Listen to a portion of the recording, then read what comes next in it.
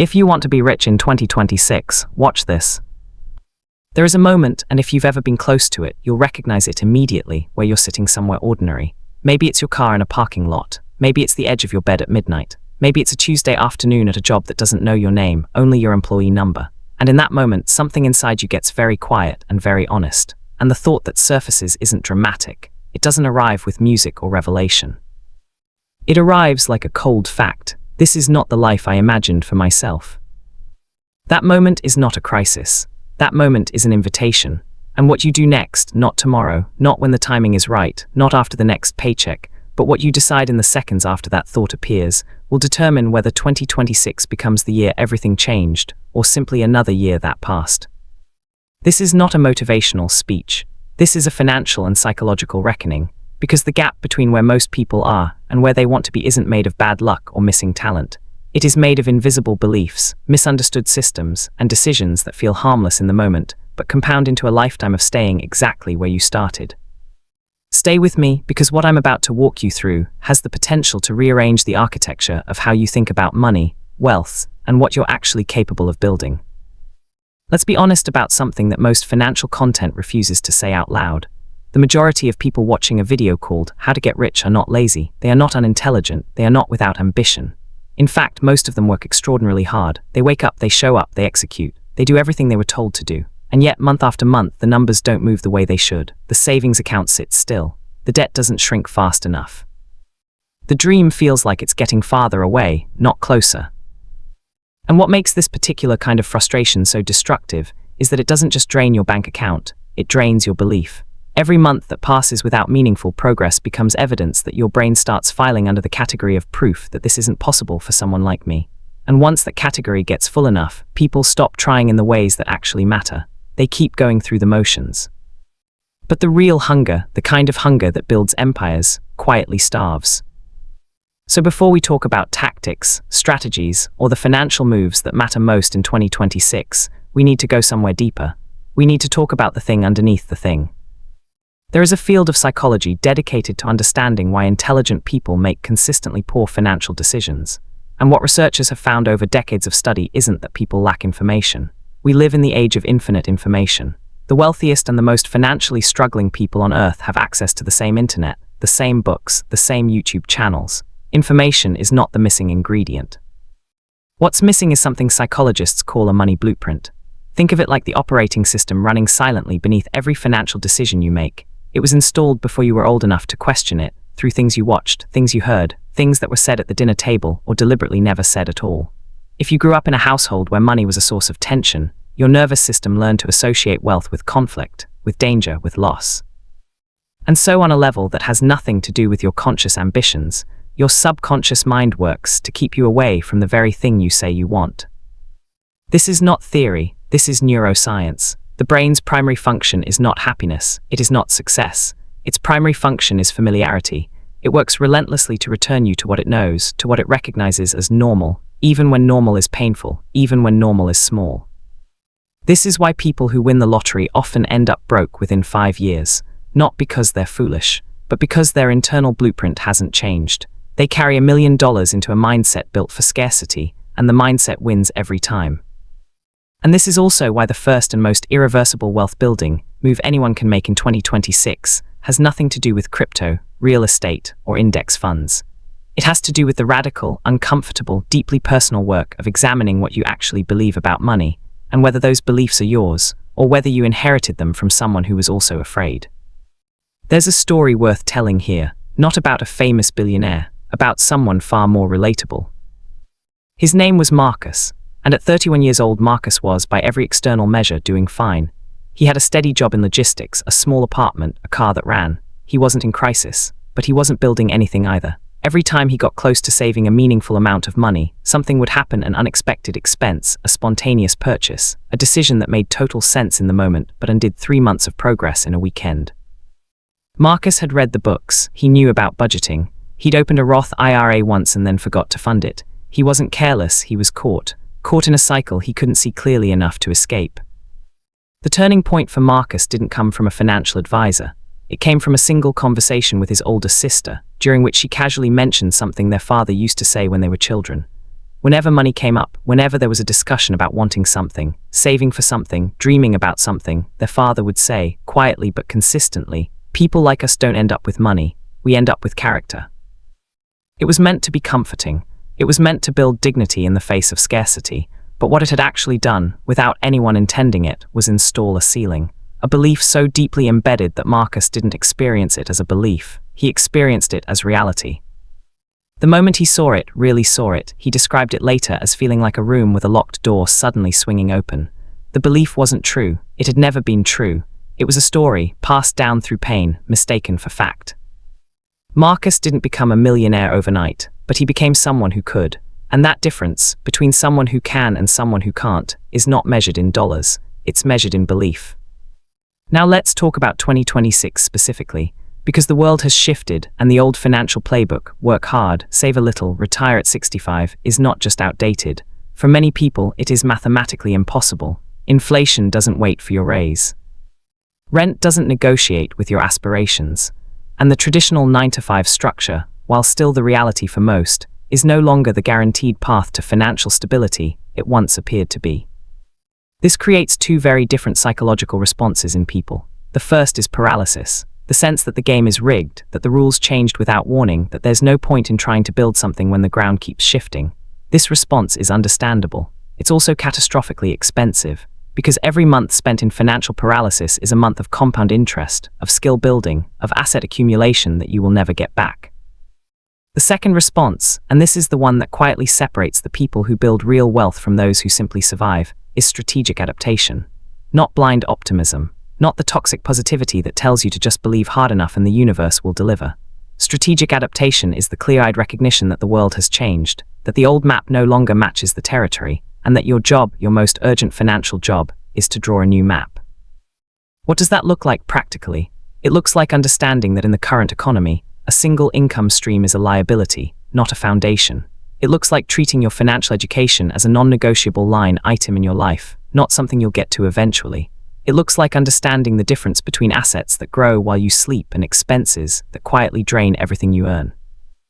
And perhaps most importantly, it looks like developing what might be called a wealth proximity strategy, deliberately placing yourself in environments, communities, and conversations where financial growth is the baseline expectation, not the exception. Because your average, your financial average, your ambition average, your thinking average, will inevitably migrate toward the average of the 5 people you spend the most time with. This isn't judgment, it's mathematics. There are specific mindset shifts that matter most right now, in this economic moment, for anyone serious about changing their financial trajectory before 2026 becomes 2027, becomes another decade gone. The first shift is moving from a consumption identity to a creation identity. Most people, without realizing it, define themselves primarily by what they consume, what they watch, what they wear, where they eat, what they drive. And there's nothing inherently wrong with enjoying life. But when consumption becomes the primary lens through which you experience value, every financial decision you make is pointed in the wrong direction. Wealthy people, not rich people, wealthy people, people who have built something lasting, think primarily in terms of what they're creating, building, and contributing. The question isn't, what can I afford to buy? The question is, what am I building that will eventually buy itself? The second shift is understanding the true cost of financial procrastination, not just mathematically, though the math alone should be enough to keep anyone up at night, but emotionally and psychologically.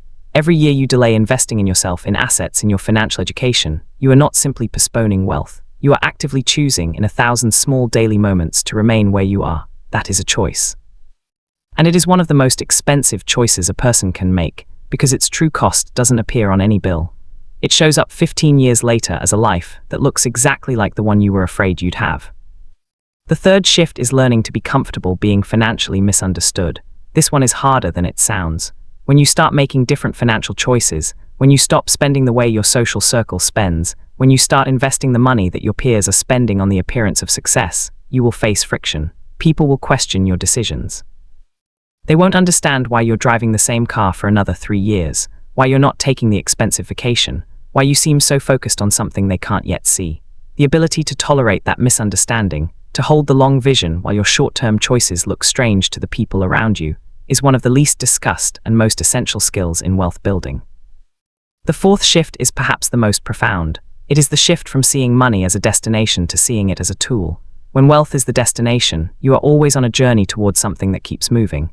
When money becomes a tool, a means by which you create freedom, impact, security, and options, the entire relationship transforms. You stop chasing and start building.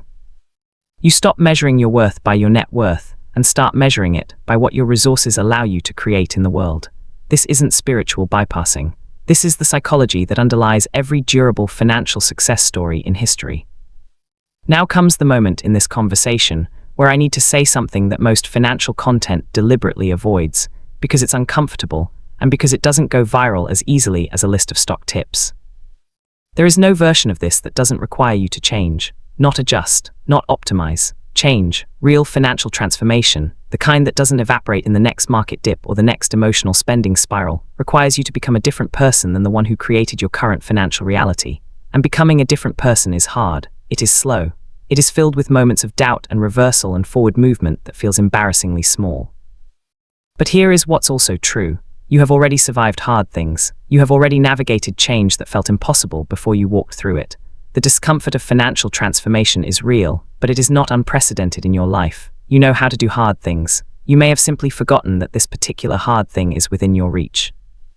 Let's talk about the practical architecture of wealth for a moment, not in abstract terms, but in terms of what actually needs to happen in your financial life, in a sequence that builds rather than collapses. The foundation, and this cannot be skipped, no matter how eager you are to invest, to build, to grow, is financial clarity. You cannot navigate to a destination you haven't defined, and you cannot chart a course from a position you refuse to accurately see. Financial clarity means knowing, with precision and without flinching, what comes in, what goes out, where the leaks are, and what the honest gap is between your current trajectory and the one you need to be on. Most people avoid this step because the numbers, when seen clearly, feel discouraging. But the discouragement you feel from seeing the truth is nothing compared to the damage done by not seeing it. The second layer is protection before growth. Before you invest $1, you need a financial buffer, not a luxury, a psychological and practical necessity. When you have no margin between your income and your expenses, every unexpected event is a crisis. And when every unexpected event is a crisis, you make fear-based decisions. You raid investments, you take on debt. You do the financial equivalent of running on empty and wondering why the engine sounds wrong. A buffer, 3 to 6 months of essential expenses, transforms your relationship with risk in a way that no investment strategy can replicate. The third layer is the beginning of asset accumulation, not speculation, not chasing trends. The patient, consistent, sometimes boring process of directing money toward things that grow in value over time, index funds, real estate, a business, skills that increase your earning capacity. The specific vehicle matters less than the habit. The habit of consistently choosing asset accumulation over consumption smoothing is what separates the people who arrive at 60 with options from those who arrive with regret. And the fourth layer, the one most people never reach because they're still tangled in the first 3, is creating leverage. Leverage is the mechanism by which you earn money that isn't directly tied to the number of hours you work. A rental property that pays rent while you sleep. A business that earns revenue while you're on vacation. An investment portfolio that compounds regardless of what kind of day you're having. This is not a fantasy available only to the ultra-rich. This is a mathematical reality, available to anyone willing to delay enough gratification long enough to build the foundations first. I want to leave you with something that isn't a tip, isn't a strategy, isn't a framework. It's a question, and if you take nothing else from this video, take this. Who would you need to become? Not what would you need to do, but who would you need to become for the financial life you want to be inevitable rather than just possible? Think about that, sit with it, because that gap between who you are and who that person is not filled with information. It is filled with decisions. Small, daily, mostly invisible decisions about how you spend your time, what you give your attention to, what you're willing to delay, and what you're willing to become uncomfortable for. The year is 2026. The economy is complicated. The world is noisy and fast and full of shortcuts that aren't actually short. And in the middle of all of that, there are people right now, today, not with more talent or more luck than you, who are quietly building something real. They are not doing it because they found the perfect moment. They are doing it because they decided, in one ordinary moment not so different from this one, that the life they imagined was worth the person they would have to become to reach it. That decision is available to you, right now, not after you finish the video, not after you sleep on it, right now in the seconds after this sentence ends. The question was never whether you could build wealth. The question was always whether you would decide to become someone who does.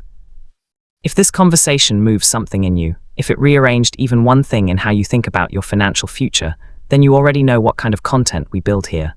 Subscribe to The Executive Mindset, not because of what you'll watch, but because of who you'll become from watching it. The best video we've ever made is the one you haven't seen yet. See you in the next one.